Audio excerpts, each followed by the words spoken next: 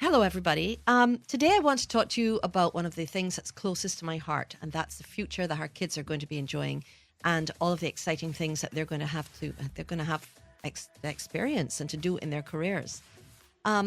Recently, I went and I did a talk at one of the schools on the island, and I was asked to talk about study skills. So it basically was 4 slides. Slide number one was, so you think you need to learn how to study. Slide number two, go online, Google your learning styles, take an online quiz, and print off the results. Slide number three, take those results and Google what your learning style is. You know, you're a reflective learner, you're an active learner, you're a global learner, or whatever, and Google what that style means and what study skills are best used with your learning style. And style number four, have a goal so that you'll have motivation to study in the first place. So a lot of teachers and parents will say, oh, my child or my students don't know how to study. But really, seriously, Google's out there. If you want to learn how to study, if you genuinely don't know how to study, you can find the answers. The big problem is that kids don't have a goal. They don't have a goal. Even the ones who are, you know, the high achieving kids, and that doesn't mean high achieving academically, but high achieving and passionate about something they know they want to do. I mean, I've had students over the years, and you could not convince this 11-year-old that he was not going to be a fisherman and he was not going to have his business. Right now, I have a student who you cannot convince he's not going to be a rally driver, a Formula One driver. I have a student you cannot convince him that he's not going to have a farm. You can't do it. They know passionately what they're going to do, which is absolutely great. But the world in which they're going to be doing it is a very, very different world. So before I share my my thoughts with you on that, I just want to throw out there that if you are on a PTA of a school or a year head teacher and so on, and you think it might be helpful for your 9-year-olds, your 5-year-olds, your 13-year-olds, your Form 3s, your Form 5s, your Form 6s, to actually get a boost of crazy, mad, inspirational, future is now kind of stuff. Help them set goals and that kind of thing. Give us a call. We'll come and do the presentation for you. It takes about an hour and it's absolutely free. And we're happy to present at any school, all about having a goal because the future is coming at you and it's going to be very, very different. So Lockerbie loves the future and we absolutely love disrupting the traditional. So this talk today is for the parents and the students, because we need those great minds to become innovators of 2030 and beyond. Back in 2000, I could ask the question, what do you want to be when you grow up? But that question is no longer relevant because the answers, you know, pilot, manager, farmer, lawyer, engineer, all of those are now no longer as they once were. Those jobs are all changing, all changing. The theoretical physicists have predicted that children of this generation, the 16-year-olds and under, they are going to be changing their jobs. I'm not talking about tweaking it and moving into a different firm doing the same kind of thing. I'm talking about a complete retrenchment and retraining, completely different field. They're going to change 14 times in their careers. So between the ages of, say, 22 and 67, you've got 14 job changes, totally different jobs. So the question is no longer, what do you want to be when you grow up? Because you're going to be many, many different things. The question from about 2000 and maybe 12 was, what problems do you want to solve as soon as you can? That doesn't mean when you grow up. That means you start solving them now. You see that entrepreneurship competition. You see that $20 challenge competition. These are opportunities you students are being given to solve problems as soon as you can, to start solving them now. So if I told you back in 2012, go onto these websites and get all excited about little puppies that are being born with glow-in-the-dark fluorescent green foot pads, because that's all about the genetic engineering that's taking place. If I gave you all these wonderful websites for farming being done on sides of skyscrapers and that kind of thing, obsolete. So Now obsolete, so don't even bother to go there.com.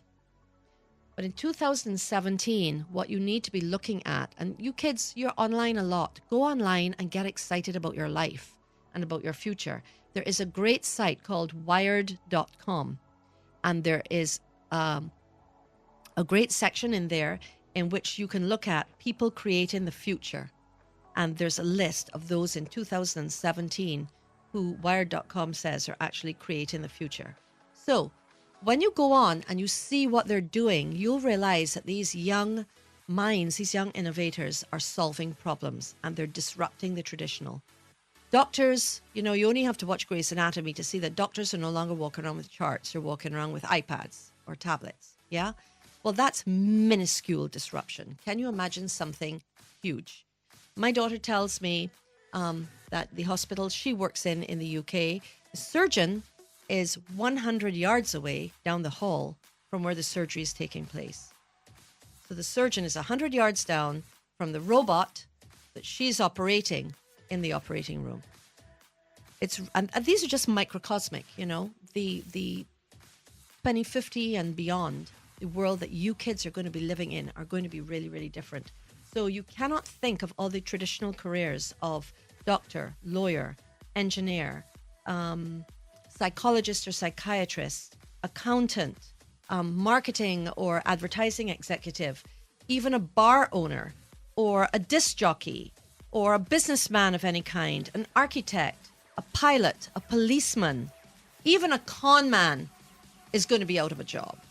It's not, then there are going to be some jobs that just aren't going to exist anymore. A con man, can you imagine? Everybody, we have generations of kids who think that everything that they read on the internet is true. And we have generations of adults that will share something before they check it through Snopes.com, So, I myself have done that on occasion. So life is going to be very, very different. And there are going to be a lot of jobs that just aren't going to exist. Some of them are going to be grateful that they're gone. And some of them are going to be really, truly, truly grateful that they stay. Let me give you an example of a job that's going to be gone. Pilots. Right now, computers fly airplanes. Pretty much the only reason that pilots still have a job is because passengers won't get onto a plane completely operated by a computer. Completely operated by a computer. There's nothing that a computer can't do to fly a plane. If you think about it, the space shuttle goes up, the rockets go up, and they're unmanned. They let go all the satellites, and that's unmanned. That's operated from Earth, way, way, way, way back, millions of miles away. So things are going to be really different. A pilot, not a good career to sort of invest in unless you're going to take it and you're going to tweak it to what the future is going to want pilots to actually be. So what will the jobs be of 2030 and beyond? Well, when you look at that, you can then move backwards and then you can say, well, what do you need to study? Because you've got to enter these new industries and they're going to be new industries. What catches you so that you're going to be fulfilled in what you do? And you know what? The generations that I'm seeing now, they all want to make a difference. It is so wonderful. They all want to make a difference and leave an impact and make the world a better place. What is it that you need to do to have the jobs? It won't be a job, the jobs that you want so that you can experience the life that you actually want and to be rich, whatever your rich may be. Yeah, because rich isn't always money. Whatever your rich may be, everybody needs to, feel that they're living the life of their dreams. So let's take a look at the tourism industry. How's that going to change? Well, sitting and waiting in the wings is the growing spending power of Muslim travelers who represent a $220 billion market. So they're sitting and waiting in the wings. $220 billion could be harnessed from Muslim travelers who are just sitting and waiting for an industry to open up for them. Now, this isn't even the top stuff, that what people consider the top stuff, the lawyers, the engineers, and the doctors. We're talking about something like the tourism industry. What about brands? What about those of you who are thinking about advertising or marketing and that kind of thing? Do you realize that disability advertising is growing?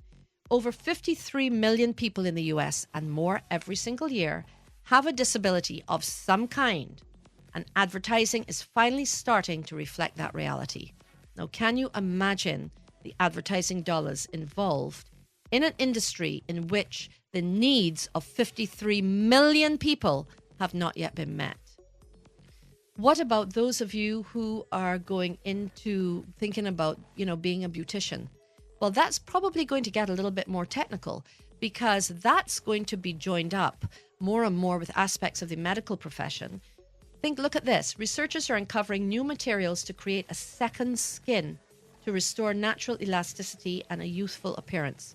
So, right now, all of us who sort of have those old age brown spots are getting them burned off. Can you imagine if we had a second skin that we could just paste on like we paste on a cream, and it restores elasticity and a youthful appearance? One of the great things that's going to be happening in the medical profession is that we're looking at longevity, how to get people to live longer and to look more youthful.